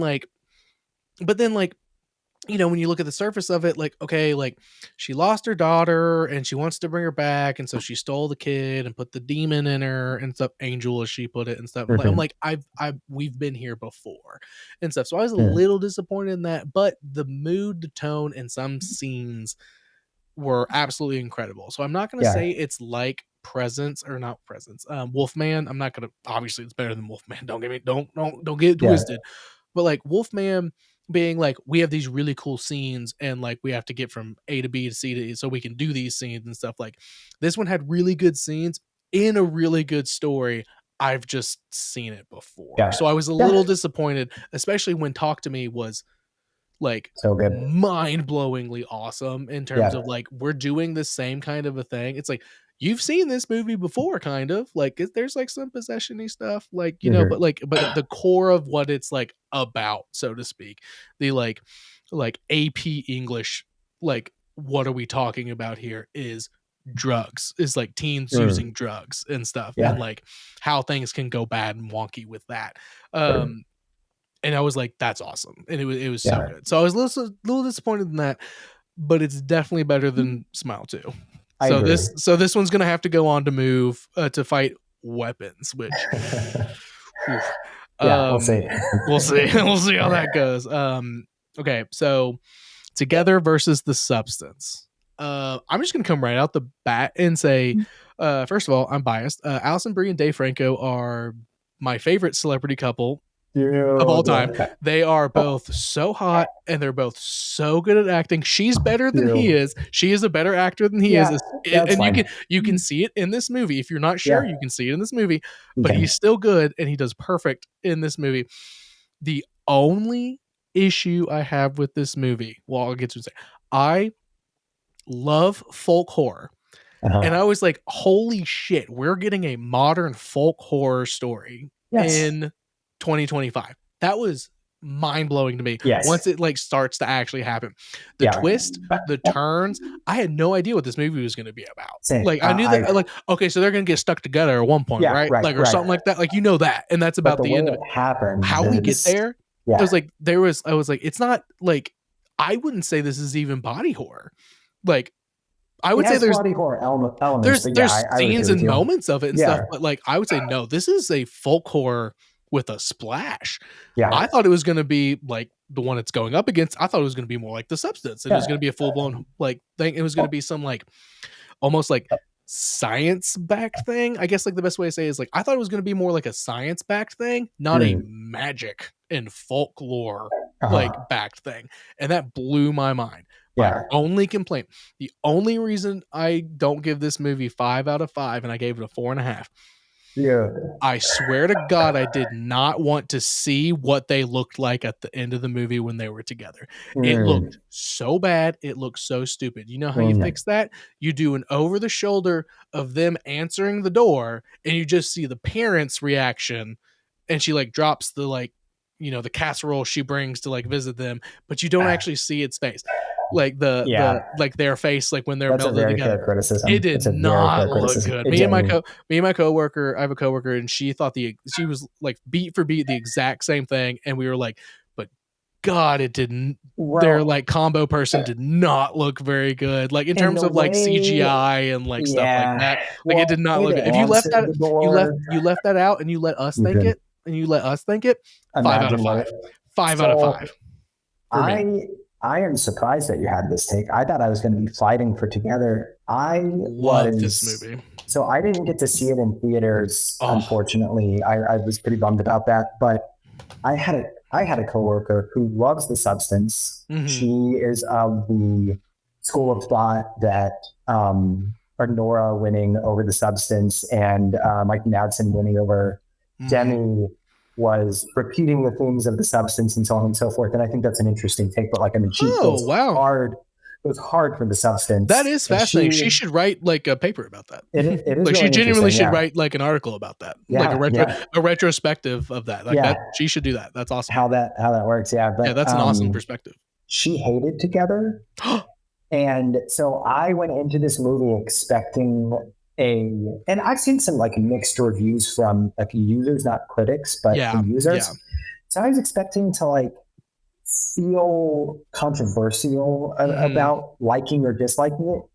I thought it was so darn pleasant. Their chemistry, obviously they're married, so you know, thank God they've got chemistry. So fantastic, so good. I just wanted to watch them like keep acting. I want to petition for them to remake Sleepless in Seattle, Big, You've Got Mail with Frank and Brie. Because man, I'm down to watch them in anything. And then the fact that it was at folk horror, like when it started in the cave, I was like, holy shit. Yeah. The body horror that did happen was excellent. The dog especially disgusting. My God, when she was chopped, like sawing their bodies apart. I thought it was excellent. I really like this movie. I agree. I could not get enough of this movie. Again, except for that literally the last shot of the movie is the only reason, because I hated that so much and how they looked when they were combined. I hated that so much that I'm like, it literally has to lose half a star. Yeah. Like I've only given Sinners and Weapons 5 stars this year. Right. And that was the whole time I was like, yep. And then literally, here's 5 seconds. Yeah. And you're losing half a star. Folk horror is one of my favorite things in the world. Yeah. And then with The Neighbor and stuff, oh my God. We'll talk about it. Okay, so The Substance though. I wish I would have seen The Substance in theaters. Same. Before it was getting all this because it won Critics' Choice Award, right, for Best Picture. Demi won, that was Wicked. She was winning things and it was getting nominated for everything. There was a lot of awards and noms, And so I went into it with these expectations. I think I gave it a higher personal score than I really felt at the time because it didn't feel like this big moment. I think there are excellent aspects of this movie. There's a lot of Kubrick references. Yes. I think Demi is great. I think Qualley is great. Dennis Quaid is the grossest thing in the movie. God, he's insane. The ending is awesome. And the score is cool. You know, it's that minimalistic, like industrial stuff. I thought this movie was too long. Yeah. And I actually was pretty disappointed with the body horror. I don't know. And I don't know what I was expecting. It wasn't that bad to me. Like, are you saying you were disappointed in the sense that like the like practical effects of it all? Or did you think, I thought it was going to be like grosser than that? I think a little bit both. A little bit of both. Okay. I think I was expecting to like to spoil a scene in Weapons when she starts cheese grating his face or potato peeling his face. Jesus Christ! I was expecting moments like that where I'm like, or even Bring Her Back has better, like when he's chewing on the knife. Oh yeah, and no, that when when he's like eating his own flesh. Yep. I was expecting to have a visceral reaction, and I didn't. And honestly, like the final version of her just looked so campy. Yeah. And maybe that was the point. I feel like they were like maybe for that last one leaning into that for like the Cronenberg of it all. You know, I feel like that was like maybe their way to like do an homage to Cronenberg, the king of body horror, you know, because it's very Cronenberg-esque looking. It is, yeah. I don't really disagree with you on any of that though. Like I thought The Substance, I didn't see it in theaters, so I, you know, maybe I was blinded by opinions and thoughts and stuff beforehand, but like I loved it. I thought it was awesome. I think I gave it a 4 out of 5. Yeah, definitely gave it a 4 out of 5. But like, yeah, man, I don't know. Like, I just like, there's nothing that really like stands out to me as much as like some other movies on this and stuff. And like, I feel like, cause like some buddies, like Cam and Vlad, they went and saw it in theaters, which I'm shocked by, but they like messaged us in like our fantasy football league thing. And they were like Vlad was like 10 out of 10. I don't recommend people watching it. And like Cam was like, I had to leave because of all of the squelching and stuff. And I was like, oh, sick. So it's going to be insane and stuff. And I was like, I mean, I grew up watching Cronenberg. Like I've seen this, I've heard this squelching noise before, you know, like, I don't know. Like, so I had the same experience, and I think it's hard when you're much more of a genre entrenched in this genre than I am, and I feel like I like the genre a lot. But it didn't. I think when to a lot of people who had never seen any body horror, you know, I think it is intense. Oh, it's an intense intro into it. Yeah, if you haven't seen anything before. It didn't necessarily hit some of the marks I was expecting to with that. I will say though, the overall theme of the thing that I loved about this movie was Demi Moore's character realizing that Mark Paul's character was actively killing her, but her interest in even a part of herself getting to live the life that she wanted to actively be living, even if she did not get to experience it, the fact that she was willing to die for that, I found that so incredibly interesting.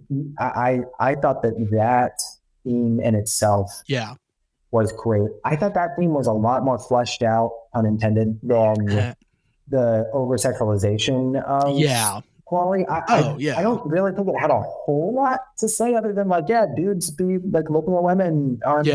And like, yes, it made it obvious how gross it is, but like that's about all they did with that. They didn't have other things to say. So I don't know. I feel like there were a lot of good themes, and there was way too much moving around those themes. I don't know.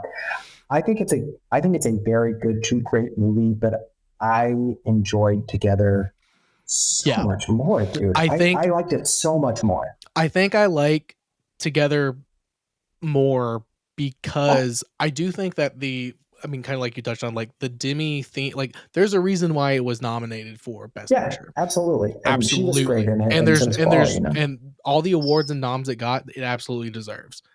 But I thought Together was going to be like, because that's like a science-based thing, because it's like a drug that you take. I thought that's where Together was going to go. Yeah. Honestly, purely because I found Together just a more enjoyable watch.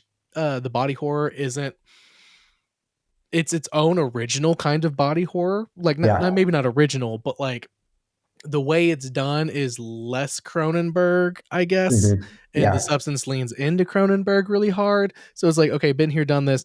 Like the fact that like, you know, like their hands start to like go into each other and stuff. Like you don't see that a lot. That's really cool. Yeah. And the fact that it was all presented on folk magic and like folk horror and like folklore really just kind of blows it out of the water for me. So Together is beating The Substance. It's just gonna have to. Unfortunately. That's how I feel about it too. Yeah. Okay, so our last first rounder, Companion versus Hard Eyes, which were two movies that I was so pleasantly surprised how much I enjoyed them. I thought they were both going to be like, okay, like that's fine. I adore both of these movies. Yeah, yes, dude, I do. I really do love both of these movies. But one is probably better than the other. What do you think? So I think Companion is an overall more consistent movie for me. I think that start to finish, which my man Huey has a little something to do with that. I think he's he is another really good Nepo baby. Yeah. Yeah, that's fair. I think that overall it delivers a more consistent thrill for me. Yeah. But I like the look and feel of Hard Eyes a little bit more. I love Josh Rubin, and Same. I think Hard Eyes was trying to do a little bit more, which feels weird because I know Companion is, saying something about AI and our just lackluster, like laissez-faire attitude about it. And then, but then the people end up being evil. So it's like, what is it really saying? Yeah. I'm going to be honest with you, man. So I think I gave Companion a slightly higher score. Mm-hmm. I think I'm pretty split. I think I could go either way. I don't feel like either of these movies are like blew my mind necessarily. I enjoyed both of them quite a bit though. Yeah, no, for sure. So with Companion, I thought as soon as they revealed that like she realized that she was a robot way early in the movie, I was like, I'm in. I thought that was going to be a thing that like no one was going to talk about. It wasn't going to come up. And then you find out that the other guy's boyfriend is also one. So like this isn't a new thing for this group of friends and stuff. And like the whole point is like they're going to frame a murder on this like piece of shit. Like she's gonna do it, and they're like, we're gonna get her to kill him so we can get all of his stuff and like everything. That is not what I thought this. I don't remember what I thought it was. I would have never guessed. So I was pleasantly surprised by the story, and then everything just went great from there. Yeah. However, I don't think that there is another horror comedy or a horror rom-com out there that can do what Hard Eyes does. I was laughing and like, oh shit, like ooh, was getting like kind of crazy and stuff. Like it's the perfect blend of the two. I was super satisfied with the horror, and I made Austin watch it. I was like, you're going to love this movie. I made her watch the first scene, like the opening scene with the proposal and stuff. And no. And she was like, this is really funny, but also there's a lot of gore and stuff going on. And I was like, trust me, we're going to watch it, the rest of it someday, and you're going to love it. And we watched it a little while ago, and she loved it. She thought she thought the rom-com of it all was super compelling, and the slasher of it all was enough for like, it's like enough for me to be like, I'm getting the slasher stuff I want, without her being like, I can't, without losing the plot for her.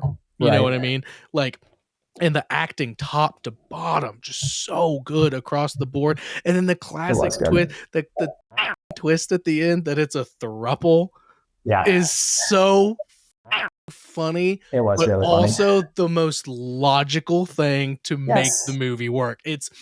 I think it's such a tight horror rom-com.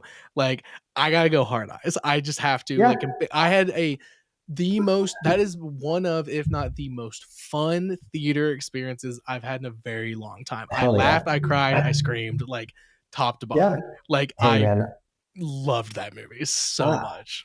I'm in full support because I do feel like both of these deliver a similar thrill, and I think that while I thought the twists and turns of Companion were effective, this is doing something a little bit different. And Hard Eyes is kind of a perfect love letter to the slasher genre. I think my favorite scene was when they were in the police station. It felt so claustrophobic. It was really, I'm all in. This movie was what, and obviously they are different, but I think this movie even delivers on the slasher element better than like the last like 4 Scream films have. I'm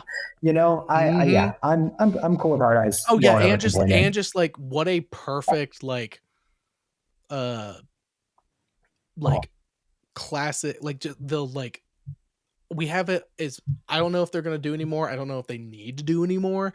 Like, but like we have an iconic like mask again. Like we have a fresh take on like the Scream mask or Michael Myers and stuff. Like that mask is so cool. The mask is really, really cool. I honestly thought it looked stupid in trailers and on the poster, but then when I saw it in action, I was like, hell once it was in action, and then you see that like he has the like Cupid's arrow thing to like stab people with, like that's sick because they kill people on Valentine's Day. It's sick. Like the whole, was really good. The night vision was pretty dope. Dude. Yeah, no, this is a good one. It's a good one. It's so good.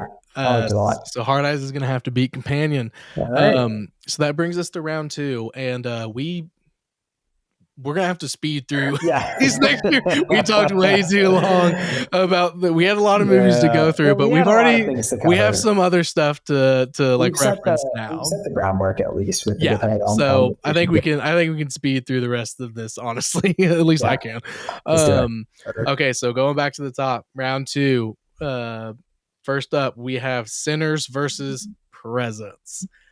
Oh wait, I thought. Oh yeah, you're right. Yeah, Sinners versus Presence. You specifically asked for this to happen, more or less.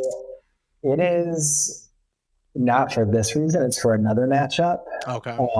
That we'll see here in a second. I liked Presence. I thought that the playfulness of the camera work and the ending really hit for me. I liked it a lot. I think I gave it a 4 out of 5. Like I genuinely liked it quite a bit. Yeah. It's not such a Sinners. Sinners. This is where it gets easier. A couple of tiers above, so that's okay. And it's just. We'll just move on because like, just to save some time, because like Sinners is, again, I already said it's God tier. Like it's God tier. I think it's really good. So that was easy. So now we have Nosferatu versus 28 Years Later. That's a little bit more of a conversation, probably. That's probably a little bit more of a conversation. I feel like you already know where I'm leaning because I'm such a Dracula head and stuff, but 28 Years Later did make me feel more emotions than I thought, which is something I always love in horror. So I am swayable, I guess you could say. Like I could be swayed, but like God, the aesthetic of Nosferatu is so dope. So I've got a lot of things to say about 28 Years Later. I'm going to keep it short if you feel like you're swayable. Okay. I think 28 Years Later beats Nosferatu in this situation. Even take out my feelings of mediocrity towards Nosferatu. I think that I need to revisit that film. I think I need a little more context. I think what 28 Years Later was able to do with a genre film. It is a horror film.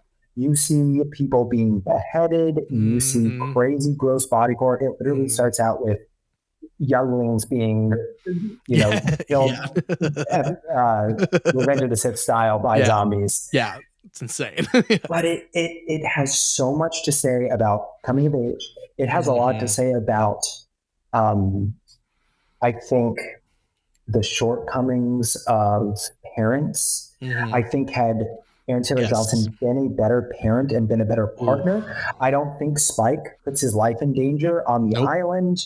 I think it has stuff to say about xenophobia. I think it has a lot more to say overall than Nosferatu. I personally think just on that merit it goes forward. Are you okay with that, or do I need to No, I think I'm okay with that because again, Nosferatu is much more, again, while we did touch on like the like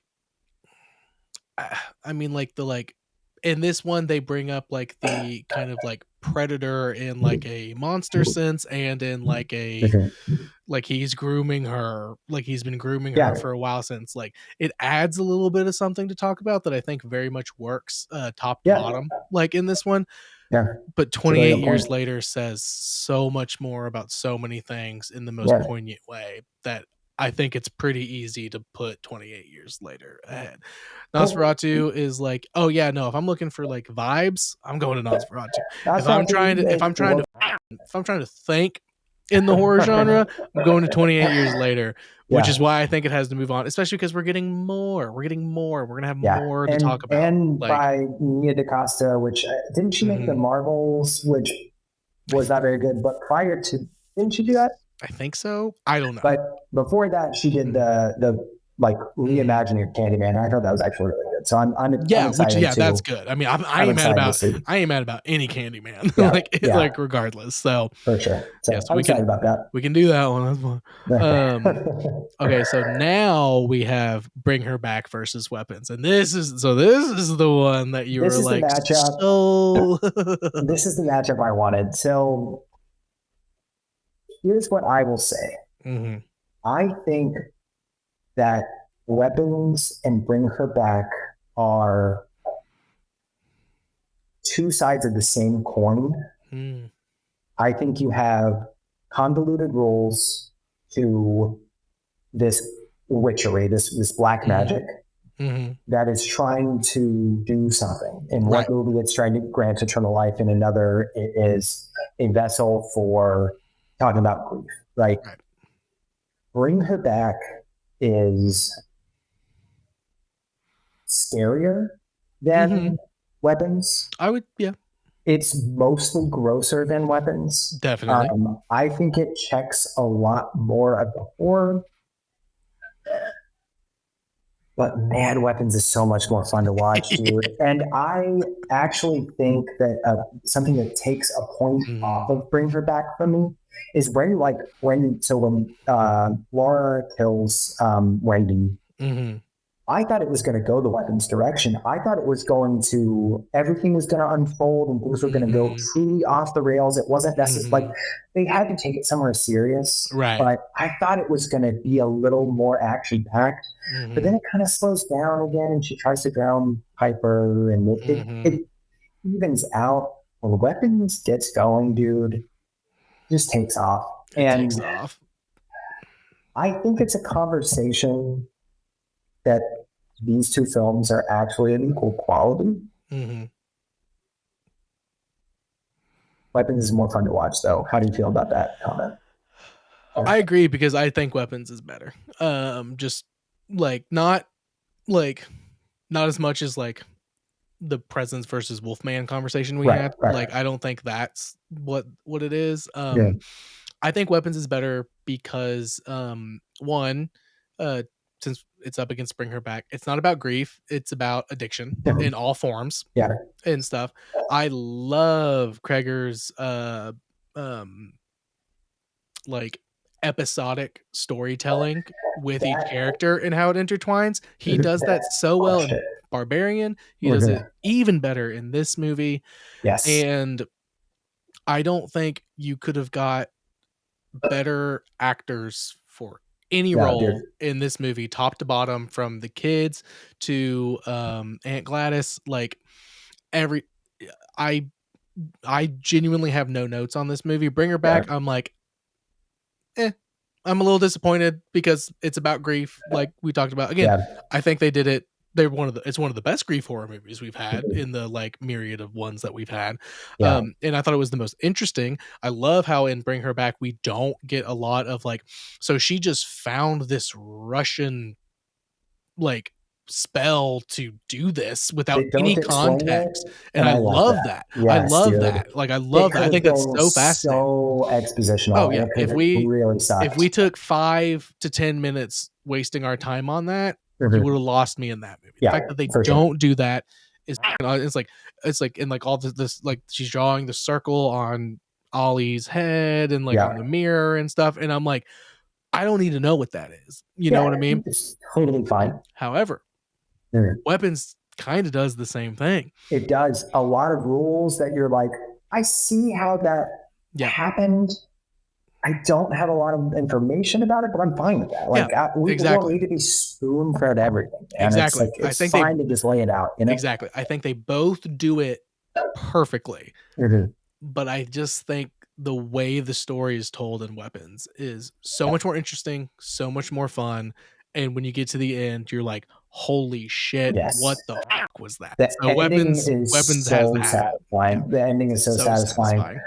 I'll make a very quick point. I agree. I actually like. I gave them the same score. Like Yeah. I think that they're of equal quality. I do think that the episodic storytelling is a little more interesting. It's a lot more fun. So I'm totally fine with Weapons going forward. The one thing that I will say that I really, really liked about bringing her back that I don't know if it's the way that she was gaslighting. Oh my God, what is I just literally just watched it this morning. The 17-year-old dudes. Andy. Andy, the way she was gaslighting him, like pouring pee on him, so, like doing it, like because she was a counselor, she was able to she take knew these psychiatric stereotypes and like hit all. It was. I was starting to get so angry at her, and anytime a film can make me feel these visceral, like I hate this person, that's a winner. For sure. I think Bring Her Back is like probably going to end up in like my top 5 of the year, but nonetheless, I think Weapons is almost an instant classic. Weapons has to take it. It's gotta go. No, when she reveals that like she's the one pouring the piss on it, last night when I was watching it, I literally like screamed at the TV. I was like, oh fuck you. Yeah. I was like, oh fuck you. I was like, you asshole. Like that's so fucked up. Like I was so mad. Terrible character, dude. Yeah. Oh my God. Played beautifully and amazingly, but God, fuck her. Fuck that woman. Okay, so Weapons moves on, of course. And now we got Together and Hard Eyes. And I mean, Together, right? Like I love Hard Eyes so much, but Together just blew my mind because we got folk magic. There hasn't been a good folk horror in decades. Like, and I'm such a big fan. Like, so, but Hard Eyes is unique. Like, we got a new genre. We have a horror rom-com, so it is hard. It is hard. But I will say, and this is similar to Final Destination. There is a ceiling to, I think, the thing that Hard Eyes is doing of quality. I think that, or of like critical quality. I mean, like I think there's two separate pockets, but we're talking about these things critically. So I think you can only do so much with that. It's also so indebted to 100 other slashers, which is a good thing because it's a love letter to slashers, but also like that has a cap, I think. And I think I'm sure there's like a movie that's not even that obscure that Together probably rips some stuff off, and that's fine. But like, there was a whole lawsuit. You remember? Oh yeah. There was a whole lawsuit. There was that. There was the whole lawsuit thing. But like, I think Together is, and this is an interesting matchup because Together is damn near a rom-com itself. Yeah, there is a lot of comedy and like rom because of like obviously they're married, like their chemistry. Yeah. Like so when the comedic beats hit, you can feel the rom in it and stuff. Yes. Like no doubt. No doubt. I would even say that I think Hard Eyes does a better job of like paying homage to like your classic rom-coms. And that is cool in itself, but I think that Together hits the horror and the fun comedic aspects a little bit better. No, I'll save that one for the next round since Together is going to move on. I'll save that one. Okay, so we're in the semifinals now. Yes, so we have Sinners versus 28 Years Later. So here's my hot take. Oh, no. I think 28 Years Later is the best movie that's come out this year. I think that it has.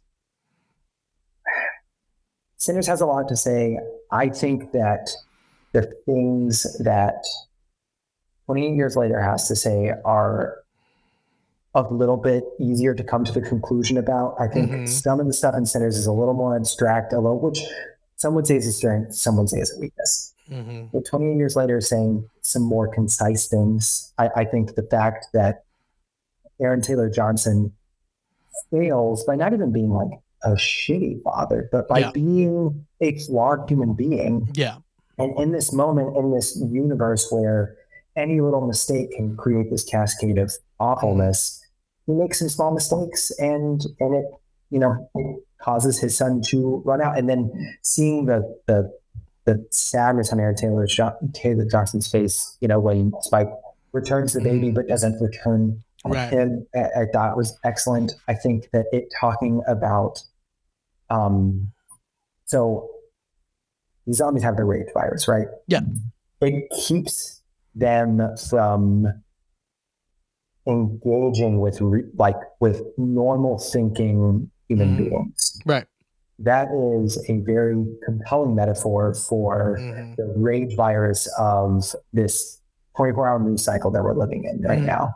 You have people who are infected by that, who have a hard time connecting with other people because they're so mad about everything all the time.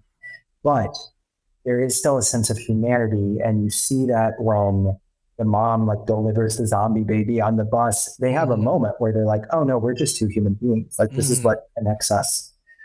That theme was really awesome. And then the action I thought was excellent. The ending was excellent. And dude, all this was shot on an iPhone 15. Yeah, I know, which is insane. Yeah. It is a true, like, Presence was like cool with the way it was doing that. No, they shot this on an iPhone 15 and it looks incredible. Yeah. The 28 days later is shot on, like, it's shot in a very unique way as well with like shitty digital cameras. They could have just scrapped that and been like, no, we have a 4K idea. Yeah. IMAX cameras, like, why wouldn't we try and do something new like we did, 22 years ago? Because nobody's going to remember that. Yeah. But they did. Dude, those arrows hitting those zombies and it doing like the twist with the editing. I think that this is one of the best action movies that I've seen in a long time. I think it's one of the best zombie movies. And I think it was the most emotionally persuasive movie that I saw this year. And then you've got Young Fathers and Godspeed You Black Emperor on the score. It checks every box that I could possibly want. So I think it's the best movie that's come out this year. Why do you think Sinners is better though? Well, you said you talked about the one man who was flawed. The movie is called Sinners, bro. Yeah. Every single character is flawed, and they come to their own demise because of their flaws. The only one who's not flawed is Sammy, and he's the only one who makes it out. Every single person in this movie is flawed, no matter how far they make it and stuff. And it's because of their sins that they can't get through this. And they again, obviously vampires. So vampires love vampires, but just the subtlety of certain things with this movie. Like, you have, Stack can't roll his own cigarettes because, or maybe it's Smoke. No, it's Stack. Stack's the one that survives, right? Yes. Okay, so Stack rolls cigarettes for Smoke because he has PTSD, shell shock from when they were in the war and stuff. Like, he doesn't smoke them. He rolls them like the little subtle things like that. How they were able to have Michael B. Jordan be two completely different people, to the point where I'm watching the movie and I'm going, who's this other guy? Yeah. Oh wait, no, that's still Michael B. Jordan. His performance is phenomenal. His performance is I think one of the best ones of the year, because I genuinely was watching the movie and I'm like, there are two different people. That guy just looks like Michael B. Jordan. Like, like when they're on screen together. And I'm literally like, they're the same person and stuff. Yeah. The elements of the Native Americans trying to hunt down Remick at the beginning and stuff, and like everything, because he's like fucking up their community and stuff. And then it's like he's Irish and he's like, they're using that religion against you, like they did against my people, like all these like hundreds of years ago and stuff like that. Like talking about that socioeconomic like thing that was going on at the time, and we still see ramifications of today and stuff, and like how like religion is like can be comforting, but also was used as a sign, used as a tool of colonization and stuff. Like, because like it's the first time I've ever seen vampires say the Lord's Prayer, that was shocking. Because he's like, oh, those words comforted me too way back when, like, and stuff, but they use it against you, just like they use it, like, is insane. Again, I love vampires. I was also raised Catholic, so like, and I am no longer of such ilk. So it just like it may be more of like a personal thing, but also I think it says a lot about our current state of affairs and how we got here, and like the tools and mechanisms that are used to this day, like that have been going on since then. And then like the whole thing with like Sammy like trying to get out with music and stuff, and like all the Mississippi Delta music, Ludwig's score, the music is insane. The accompanying soundtrack that's like a modern soundtrack about the movie is so good. Just like I literally couldn't ask for anything more in a movie. The scene with I Lied to You, where all the ancestors and then like the descendants are there and stuff, and it goes up and it pans down and stuff, and then it comes down on Remick with his eyes red, being like, I need that, in reference to like the beginning where Annie's like talking about like culture and like everything and like everything. Like I cried during that scene when I saw it for the first time. It was really, really good. Because I was like, this is the best piece of filmmaking I've seen this decade, if not longer. That's why I say Sinners, because I was like, I think it had just as much to say about different topics, but the filmmaking in terms of like, yes, it used IMAX cameras and they didn't do like everything with like the iPhones, which is absolutely bar none insane. They did that. Like incredible. Absolutely insane that they were able to pull that off in such a beautiful film. But like just the way, but then like the aspect ratio thing, when you're watching Sinners and the aspect ratio changes for certain scenes in such a subtle, perfect way to like give you this different perspective on it and everything. I don't know, man. I just can't. I don't disagree with anything you're saying about 28 years later. Sinners is just has a special place in my heart. And honestly, it may come down to, but there's vampires. So I think that, I guess my only question is, do you think so I think there's a really, really excellent vampire story. Mm-hmm. And I think that there's a really, really excellent story about music and community. Mm-hmm. And I think both of them carry those socioeconomic themes. Mm-hmm. I feel like when it all comes together, like, I think when it all comes together and, like she decides to invite them in on purpose, and then it becomes like it's exciting. I feel like it becomes a little messy. You disagree with that? Well, messy in what sense? Like it just becomes a little less coherent, I feel. But here's the thing. I think you could also say that you get a lot of that tension and that world building and that emotionality stripped away from 28 years later when the Mighty Morphin Power Rangers show up. So this is a really tough one. I think the next one will be easier. This one might be the toughest one. You want to move to the next one and take a pause on this one? We'll move to the next one just so we can keep going. So we have Together versus Weapons. Okay. So Weapons. Pull out a big gun here. I think this is the most important movie we've had this year and last year in the horror genre in terms of pop culture. Okay. I think it is the most important movie. I think it's the most exciting pop culture thing to happen to horror. And I don't remember the last time seeing videos of people, because I saw it in the middle of the day, like only a few people and stuff. So like it wasn't a big crowd and stuff, but like I had a great experience. I gasped out loud at certain points and stuff. Seeing videos of people react to the car door opening, the sound of a car door opening, and people shitting their pants and losing their minds off of one simple thing, I think makes it's one of the reasons why I got the bye week.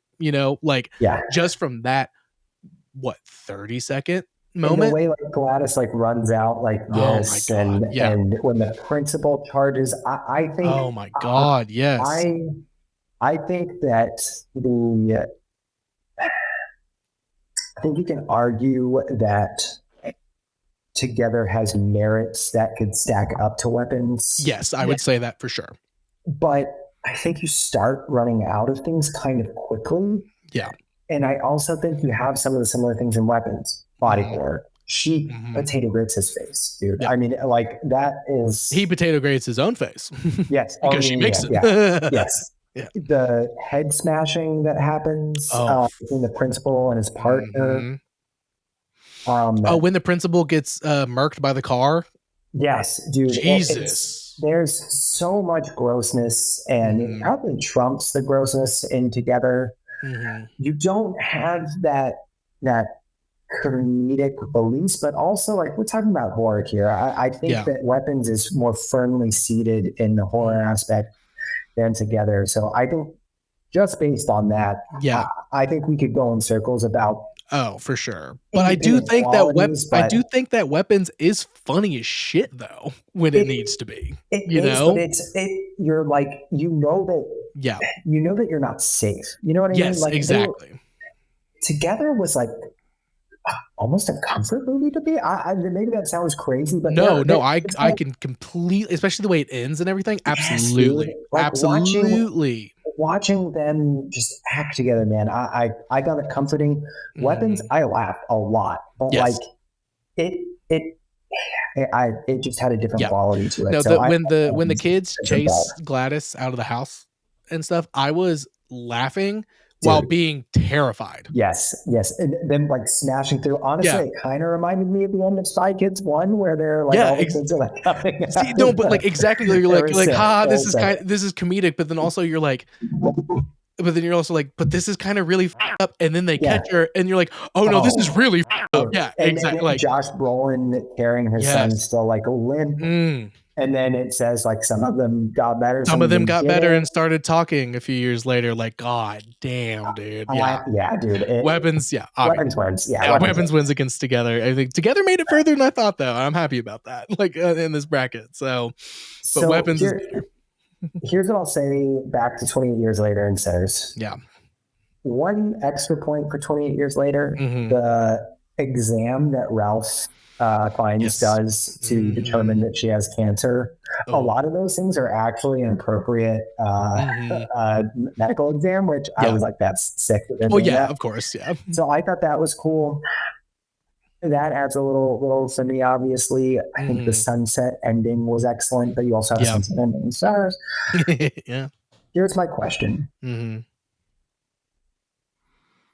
Which one? So one is very obviously a blockbuster American film cornerstone, and the other one, well, even though Danny Boyle and Alex Garland have made big movies, they are big names. It has that indie spin and feel to it, and for sure that guerrilla filmmaking feel to it.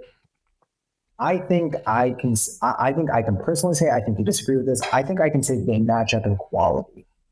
I would say they match up in quality. But which do you think is the more important film? Because I think at this point you kind of have to, the tiebreakers that I look at are rewatchability. I think they're both very rewatchable. Which is more important to film in our time? I think you have to say Sinners. Yeah, I think that Sinners unfortunately it's hard to say that, though.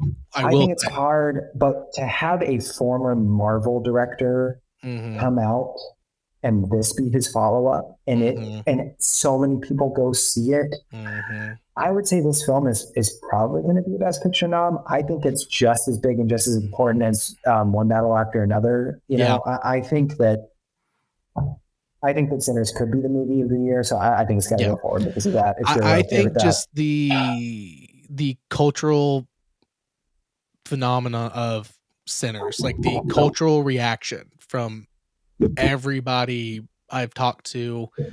Like, I have a lot of people at work who love movies and go see a lot of movies and stuff. I did not hear a single bad word about Sinners from anybody. And then 28 years later, there was a lot more debate about it, which is a good thing. And I think is why this movie went so much further than, like, I feel like some people might think it would. But like Sinners, it's just like, honestly, one of the biggest important things, and I know this is important to you too, like the music is just the score is so perfect. It's great. The performances of the score are so perfect, and the way it's all about it is just like, it's just insane. It's just insane. So I think it brings it up. And it's conversation about how music transcends dimensions and time. Exactly. Yes. That does bring it up very far for me. So yeah. So Sinners versus Weapons, which is where we knew we'd probably always end up getting here. We have very little time left, unfortunately.